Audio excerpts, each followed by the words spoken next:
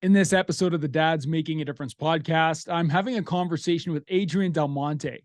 Adrian is the head coach of Bedrock, a men's program designed to help men build consistency in their lives.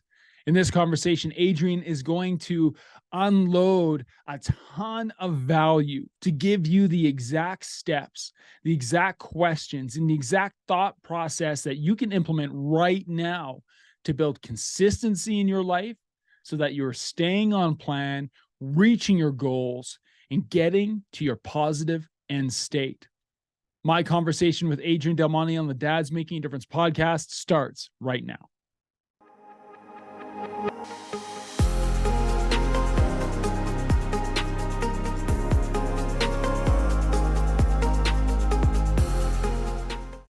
Adrian Del Monte, welcome to the Dads Making a Difference podcast, brother. It's good to connect on here today. Thanks, man. Sometimes when I've been on pods, the host does like 90 seconds like intro before, so you're just kind of sitting there awkwardly. So you got me in the first 6 seconds. Well done. Yeah. No, it's good. Actually, I realized that for the first couple episodes, I realized that my guests were like sitting there awkwardly, like smiling because they know this is being recorded and not quite knowing. It's almost that you're standing in a party awkwardly. You don't know anyone. You're not quite sure where to put your hands. Yep. Like it's that type of scenario. So, no, let's just dive right into it, man. I don't want to get into your story. I want to get into what you're working on right now.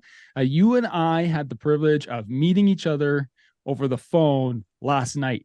And, and for the guys in our community who are listening to this right now, you know how organized I am. I'm pretty protective of things that go on with Dads Making a Difference, Fight the Dad Bod, whatever have you.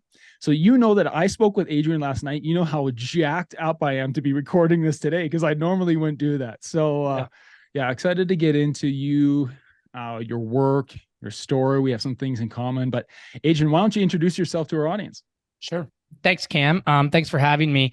So what I do as an online coach is we help dads stay really consistent. This is kind of our mantra. The name of our program is called Bedrock. And a lot of good dads like yourself and like the men in your community are great men. Like they're great dads. They have high goals for themselves, their families. And one thing that a lot of men struggle with is consistency. It's just one of those, like, they do well for a while, whether it be fitness, whether it be faith, whether it be nutrition, whether it be engaged, being off their phones for a while. And then old habits, in fitness, we'd call it homeostasis, kind of sets back in. And so what we help men do in our program is stay consistent. I've been doing that work for a while, Cam. I'm also, and we can talk about this, it's kind of what brought you and I together. I have been a teacher for 16 years, though I have very recently, just this week, actually taken a leave of absence to pursue the business a little bit more wholeheartedly. I live in Toronto, and what else makes me me? I have a wonderful wife, Amy, and 3 sons. 3 sons, 3 amazing sons that keep you on your feet. Congratulations on taking the step to take a leave. So many of us and so many men listening to this have been presented with an opportunity at one point in their life where they can make a decision to do something that maybe feels a little bit risky to follow their passion. And I'm guilty of this, guys. I know this, you know my story, but who sit there and they're like, I'm not sure if I'm going to do this, but you did it.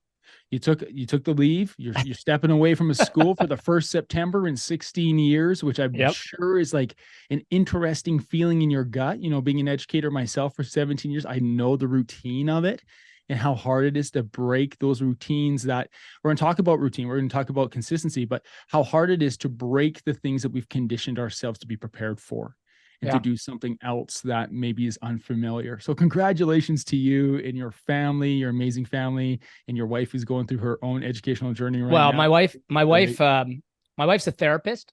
Yeah. And so, what's interesting about forming new patterns and rhythms and habits, sometimes, Cam, they happen cold turkey, right? Like, you hear of someone who smoked for 30 years and then one day goes cold turkey. Yeah. I think often forming new habits is a process. It's not like a one day. I think that's why a lot of people give up on forming new patterns, is that they're like, this is the last time I'll ever fill in the blank, whatever that thing, this bad habit is. And then you do the thing again. Like you do it again, right? You're going to do it again. Like you're going to, eat the Oreos again, or you're going to miss a workout again, or you're going to stay up too late again. And I think where you see the most consistent men is the comeback is quick, right? They make the mistake, but then they come back quick.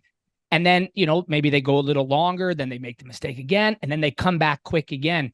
And so as I'm looking at my own separation from teaching, I don't necessarily see the world differently. The same eyes I see the world through last week are the same ones I'll see through next week. Yep. But over time, I will grow into this new identity. I'll always be a teacher in my core. That's like what I am. If you asked me not what I do, but what I am, I'd say I'm a teacher.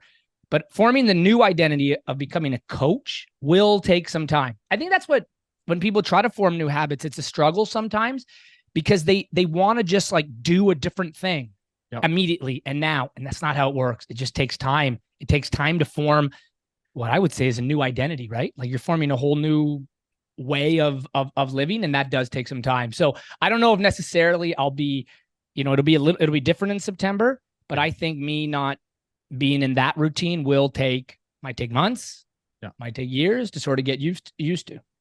Yeah. Yeah. You said a couple things there, and I don't want to. I might interrupt you in this conversation, but it's only because I want to dig into something that you said, and you just said 3 things that I want to circle back to. First, you said the comeback is quick, and when we talk about the comeback being quick, it's being open to making changes, recognizing what's happening, and then returning to the plan that's in place. Now, I'm guessing through Bedrock, from what I've read into it, looked into the work that you're doing, you and your brother Vince. Having that comeback be quick is work. It just doesn't happen naturally. There are some things that have to be, you need to be surrounded by, you have to have prepared. How do we set ourselves up for men, as fathers, as husbands, to make the comeback quick? Well, I'd highly recommend, if guys are, as an English teacher, I'll probably drop a lot of books. I think that's a habit that men should embrace. Read 5 pages a day. That aside, the first book that I would recommend is Atomic Habits by James Clear. And James Clear says, you got it over there. I can see it actually. James Clear says, we don't rise to the level of our goals. We fall to the level of our systems. And so how do you make a comeback quick? You have to have systems in place. Let's give an easy one. You need a brotherhood around you, some form of accountability. Can be a paid group, can be a church group, can be like your buddy down the street who you meet for workouts. If you miss Monday's workout, let's use this as an example. You missed Monday's workout and you stood your buddy up.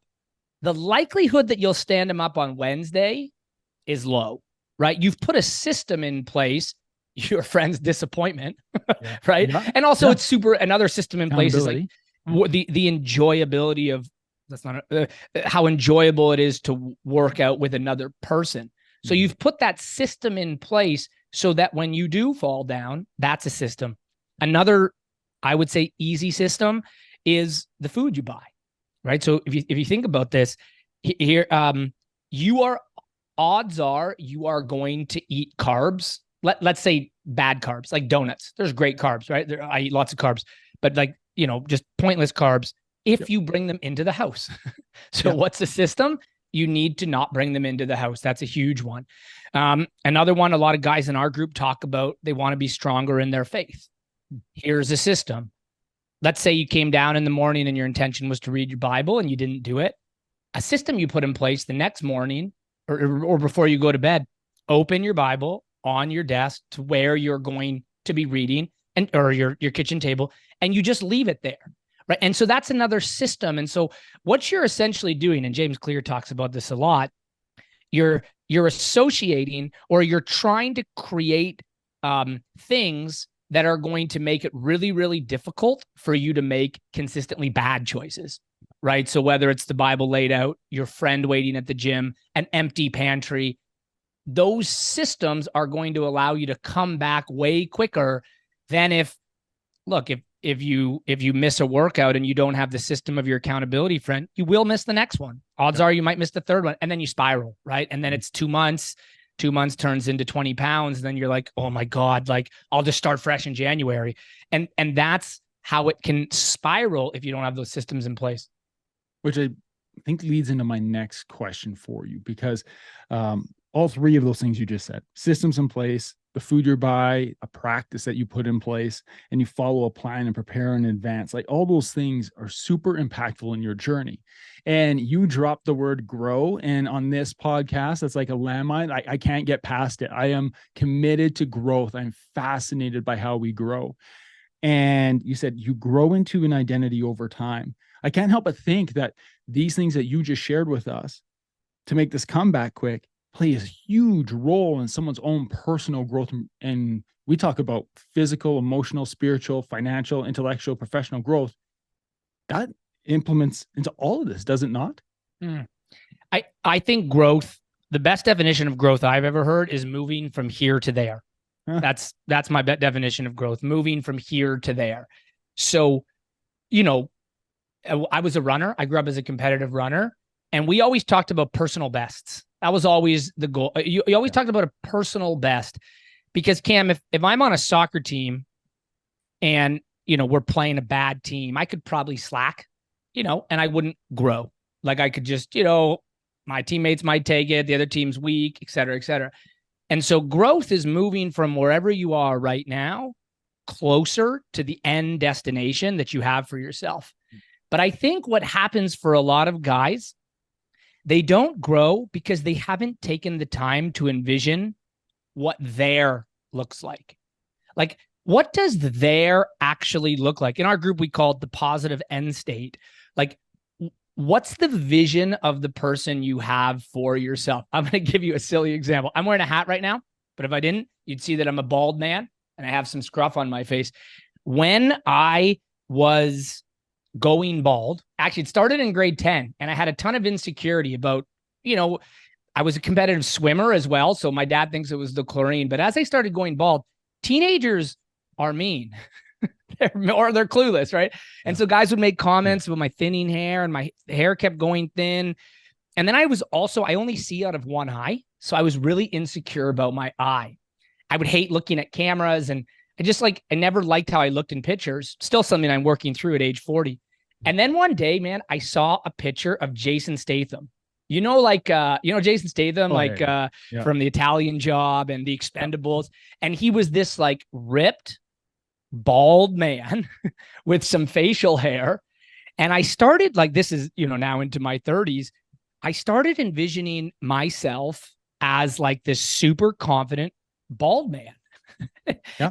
And I started working out like I was a super confident superhero like Jason Statham. So I have like pictures, I've done presentations of me shirtless in the gym with my shaved head, and then a picture of Jason Statham beside me, because what I started envisioning for myself was this like strong, a confident man who when he walked into the gym wasn't like, oh, you know, I'm not really an athlete, I don't really belong. I just started envisioning myself as this, not Jason Statham, but the confidence that Jason Statham exuded. And that became kind of like how I embraced a lot of the things I was insecure about. So then every time I went to the gym, or every time I looked at a camera, I sort of envisioned myself as this strong, confident man. And you know, to come back to your question, I think we were answering the question. That to me was growth. But I had to have this vision of like, where do I want to get to? And to me, actually seeing that image, it was like, oh, okay, that's what I want to exude. Then the other piece I would add to that, you've talked about plan a few times.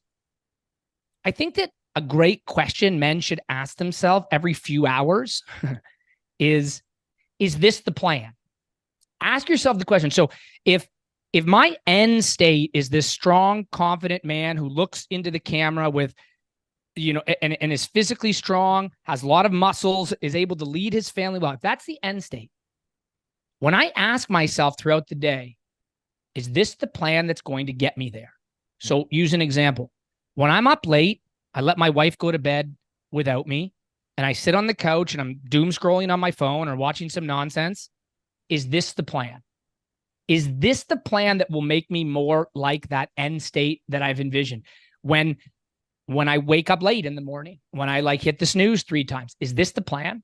Like, is this the plan that's going to get me to that end state? Mm-hmm. And so I think growth involves two things: a vision of where you want to be, and then asking yourself daily, are the things I'm doing right now, are those the things that are going to get me there? And you can apply this to everything. Like, you can apply it to the food you eat. You can apply it to the tone you use with your spouse. You can apply it everywhere. You can ask yourself, is this the plan that is going to get me there? But it's a two-part thing. Envision the end state and then stick to a plan. I love it. And long-winded answer, eh? Holy smoke. Sorry about that. It's fantastic because everything you're sharing right now is extremely valuable. And I hope that the guys listening to this aren't just like, if they might be at the gym, they might be driving and it's background noise. This is not background noise. Like, this is spoken truth right now from two men who are passionate about your growth if you're listening to this. And so I don't know if you're seeing my notes here. I don't know how you're doing this while you're talking, but you mentioned growth. And then you talked about having a vision. What does there look like? Talked about envisioning yourself as this strong, ball, confident man, which ties me back to the third thing I wanted to say. You mentioned identity and growing into a specific identity. And as you were talking, I'm like, man, identity plays right into this vision and this plan of like, who do you want to be? Can you speak to the importance of identity when it comes to being a strong husband and father? Two simple words that my coach Ryan talks about a lot. Three words. I've stopped being an English teacher for a few minutes and I've lost the ability to count. Act as if. Act as if.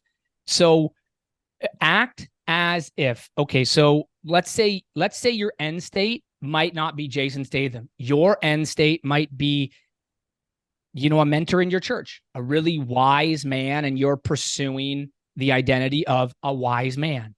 So I would ask myself when I'm acting, act as if I'm a wise man.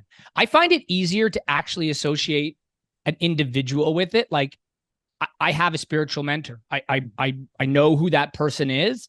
And so when I'm trying to become a more spiritual man, I say to myself, am I acting as if? I could say spiritual man, but I like to actually say his name to myself. Act as if. Act as if. Act as if you're an athlete. Act as if you're a happy father. Act as if you're a great teacher.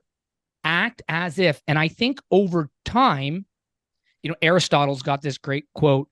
What does he say? Excellence is a habit. We are what we repeatedly do. I think we are what we repeatedly do.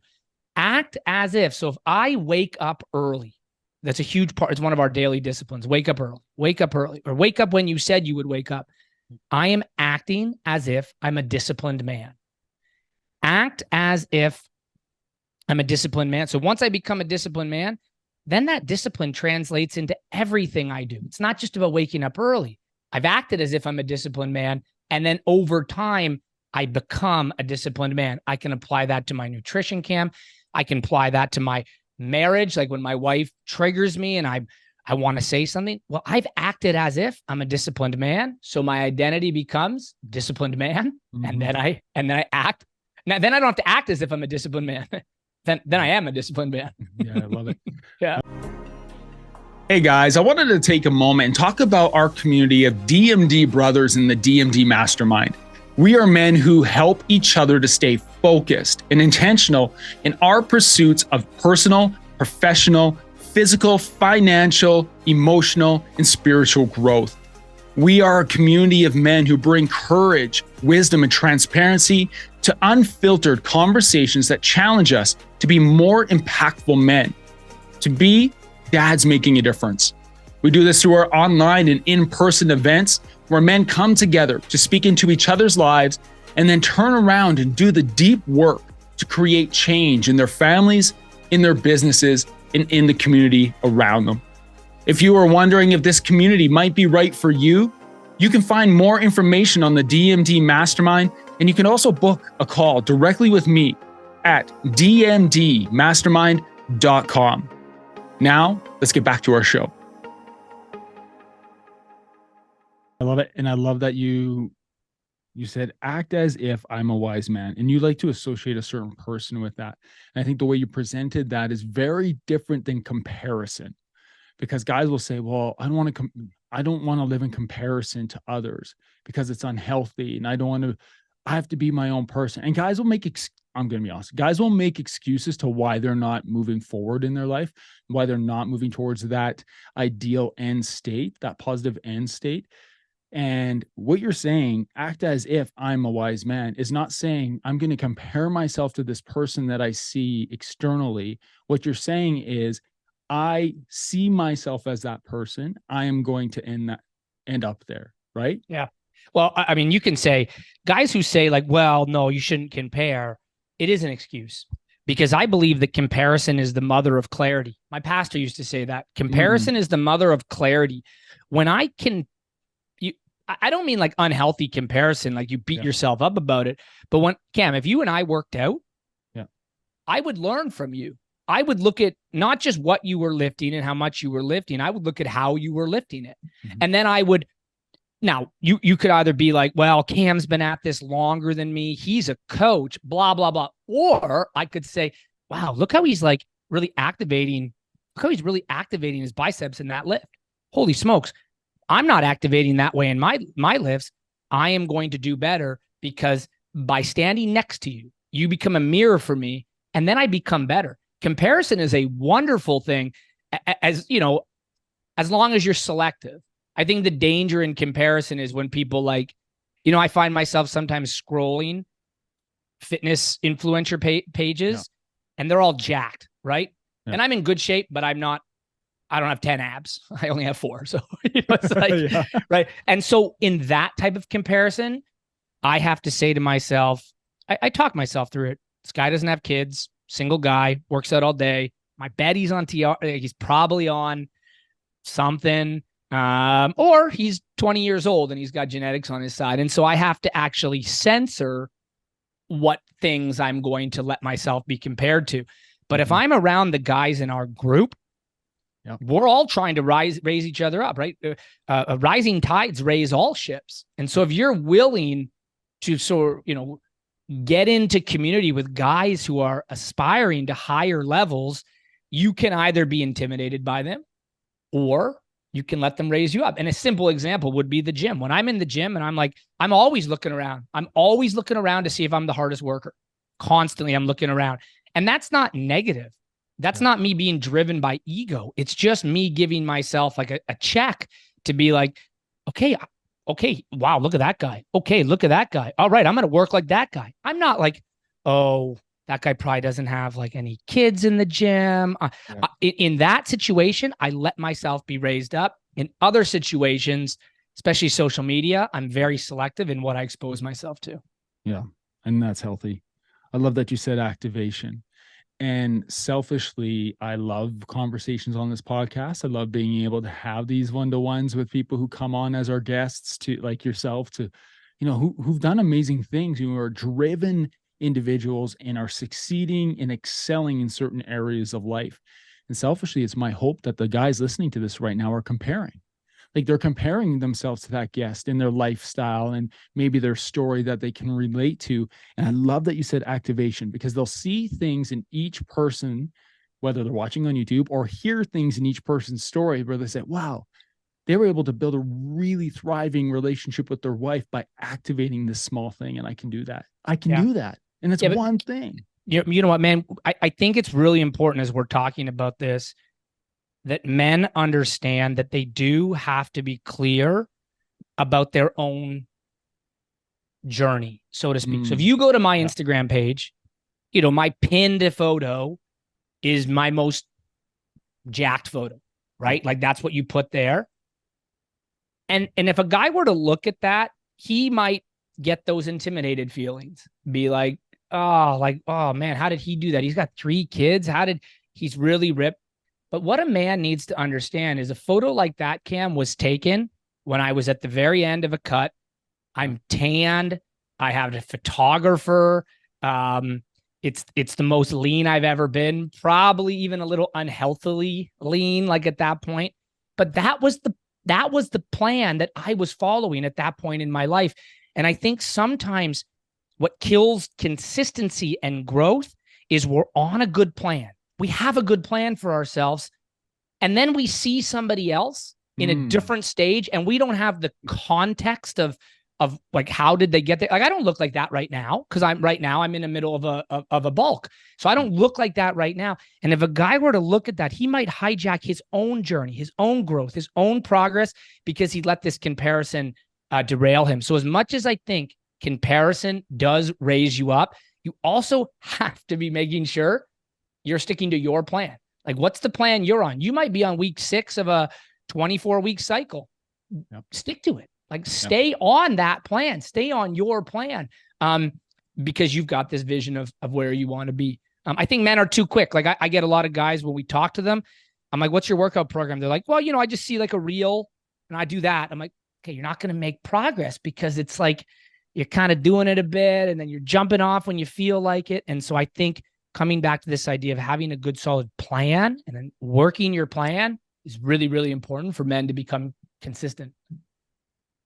Man, that's so good.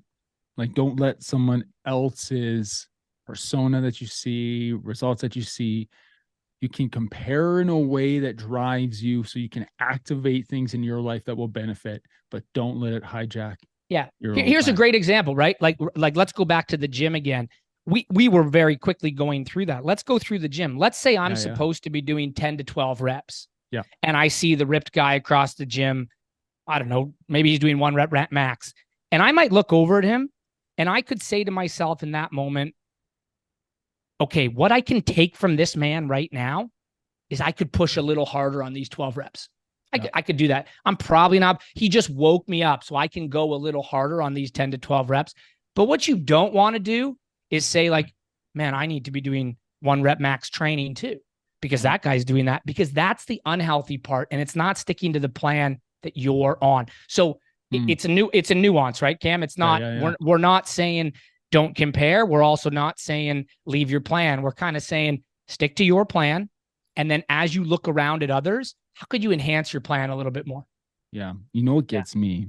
And it's because maybe, and I'm being realistic, like there's a reason that I've coached men in Fight the Dabble. It's because I have been able to be the guy in the gym that people will come to, ask questions, look and say, oh, wow, what's he doing? Like, but where it gets me and where I get hijacked, and I appreciate you being vulnerable and sharing that you'll doom scroll and compare, is I will see these guys who are super ripped, super fit, pretty driven. I'm like, okay, I get that. But at the same time, I'm like, he's dancing with his kids in the kitchen and they're having a great time, and he's wrestling in the backyard and they're doing these things.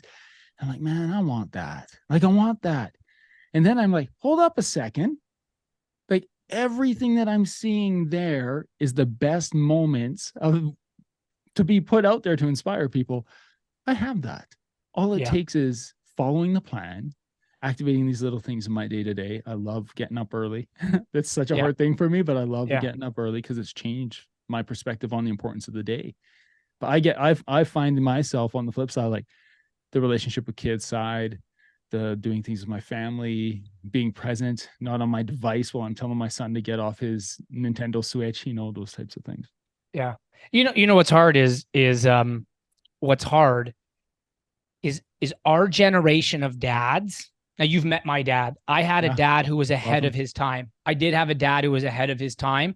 My father was, he was a pastor, so he worked in the evenings and the weekends more. So I had a father who was very, very, very present. Like, he was around, but my dad's a bit of an exception to that, his generation. And so our generation of dads, Cam, I actually think we had Isaac Tolpin on our pod the other day, and he was talking about the dads today. We can't keep doing the kind of thinking that we saw modeled for us. Right. We have to rethink what the future is going to look like, because for many of us, we didn't have great dads. My dad's dad, my dad was an NCAA. He got a full ride as a runner. His father watched him run exactly 1 race in his entire life. That was that generation. And there was nothing wrong with that in the 70s. There was nothing wrong with that. That he was working. He was an immigrant from Italy. He had to work. That's what he actually did. My father was a huge step forward, I suppose. Now, like every dad today, or many dads today, are trying to be an exceptional dad. And I think it's actually causing a lot of confusion for men because they've never seen it modeled, right? They've never seen it modeled for them. We just didn't get it. And so I think a lot of dads need to, Cam, have some grace for themselves. Yep. My pastor always says, grace is good for everyone, including you, Adrian, right? That's what he says, right? Because I'm always like, let's grow, let's go, let's do the next thing. Yeah. And so I think dads need to, again, this is why I think it's important. Is there a vision of a dad that you're trying to pursue? Let's say, certainly not the guy you see on Instagram, because you don't know his context. That just might be like snips and clips. Yeah. But is there a dad who you're trying to pursue? Pursue that guy. Pursue that guy. And then when you mess up and you're going to raise your voice at your kid and you're going to yell at your kids to stop yelling. I don't know if anyone can relate to that. I do this all the Stop yelling. Right. And then when that happens, we go right back to the start of our conversation. You come back to your systems, right? You come back to your men. You say, guys, this is like a more of a Christian podcast, so I won't swear. We're men of faith, so I don't want to swear. But I effed it up again. I need to just let you guys know that they're going to help you get yourself back in place, so you apologize the next morning and get right back on it. You know what I'm saying? And so I do think everything we've been talking about, Cam, just reminds me it's so important for men to have a clear vision and then just like work that plan. Just stick on the plan. And when you mess up, that's okay. Part of the plan is probably a man who comes back quick. So you just come back quick the next day. I love it. Is this the plan? Right. And ask yourself that all the time, when you're, I don't know, when you're texting, when you're driving on the way home from work, is this the plan? When you're at a barbecue and you've had one beer and that was your limit and you go for a second one, is this the plan? And I don't mean it. My wife's a therapist. She would say, ask the question curiously. Is this the plan? Like, is this the plan? Is this the plan, Cam? Is this the plan? Is this the plan? And you might sometimes say, yes, this is the plan. The plan right now is actually for me to have the second beer because we're celebrating something, right? Or when you sleep in, is this the plan? Yeah, this is the plan because I told my wife we'd have a little extra intimacy this morning in bed. Sometimes when you ask, is this the plan? The answer is hell yeah. And then enjoy it. Because you know where you know that what you're doing is going to get you where you want to go. Yeah. I'm always curious. This is the only question I ask everybody that's the same. And because you've talked about vision, you've talked about your definition of growth, and I love, is this the plan? I'm going to ask myself that. When I'm not asking myself that, I'm going to ask myself, is this the plan? Right? Like, yeah. Like I'm programming myself to do this right now, and ask the question curiously. That's so important. We could do a whole nother thing on that. Otherwise, the inner voice, Cam, gets critical. The inner voice is like, then you're asking it, and maybe we should have said this up front. Otherwise the voice sounds like, is this the plan? And that's not how I mean it. The question is more phrased as like, is this the plan? And when you ask it that way, it provokes action. Yeah. Curious, not critical, provoke action. Guys, I hope you're writing this down right now. If you're working out, you're going to put down that set of weights and you're going to put this in the notes. Unless the plan is to finish the set, then do not put down the weights. Yeah. Adrian, right now you're embarking on a new season in your life. You've taken this leave, you're, stepping out, and man, you're pursuing this, and it's so exciting to see. What is an area of growth as a father or as a husband that you're excited about right now? For myself? Mm-hmm. The hardest part of being an online fitness coach is the social media. It's the hardest part. I'll tell you a funny story. 16 months ago, I remember it was the day before, or the week before we kind of launched. We had no social media, and we were at one of my brother's mastermind events. Yep. My brother helps fitness coaches, and one of his speakers, he's a guy from I think from Norway. He's got a thick accent, and he said, oh, yeah, Frank, Frank, all your content must be real. He said something like that. And I turned to my wife, we were in the audience, and I said, see, we're going to be okay because we're real people. Like we're real people. Now, Frank had said real, like an Instagram reel, or he had said, Cam, I kid you not, I had never heard the word real before. I didn't know what it was. Yeah. So when I look at 16 months later, we've made some progress. Our podcast continues to grow, and that's in conjunction with our social media. For me, I have to remember to always measure backwards. Like I want to get better at the social media stuff. And so I'm excited to grow, to answer your question. Mm-hmm. And I love this concept of always measuring backwards. Comes from a book called The Gap and the Gain, because 16 months ago, I didn't know what a friggin' reel was. And now I make them daily, right? So yeah. When I guess what I'm excited about is to just continue. Who knows, 16 months from now, who knows where I'll be? Like that to me is exciting.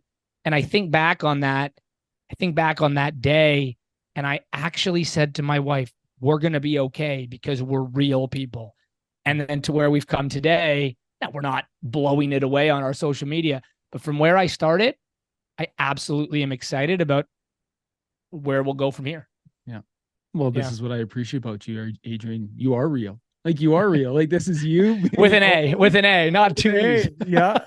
I still can't believe I said that, man. No. I said to Amy, and she was like, yeah, of course. We both thought the same thing. But what a beautiful statement. What a beautiful statement for you to say to your wife, we are going to be okay because we're real people. And the acknowledgement in that, knowing that you just needed to be you and follow your plan and your path, and you were going to be okay. Man, I love it. So cool. Yeah. Adrian, you are a real person, but if people want to see the reels, where can they connect with you? Where can they learn more about Bedrock and the work that you're doing? Yeah, we're mostly active on Instagram. So Men of Bedrock on Instagram. I'm on Facebook as well. It's delmonte.adrian on Facebook, or just search my name. But the place that if you really want to dig in a little bit, we air an episode every Monday, a podcast episode on the Vince Del Monte podcast. So if you search Vince Del Monte, that's my brother's name, Vince Del Monte. And we've had some great guests, and sometimes we go solo. And the Monday episode, I think, is always really good for busy dads who want to be more consistent, good, solid men who want to lead their families in health, fitness, and faith. So those are some places you could find us. I love it. Adrian, thank you so much for being here, speaking with us today. I'm going to take a lot of this to heart, and I'm going to get to work. I appreciate you. Thank you. And I wish you all the best as you head into this new season. Thanks, Cam.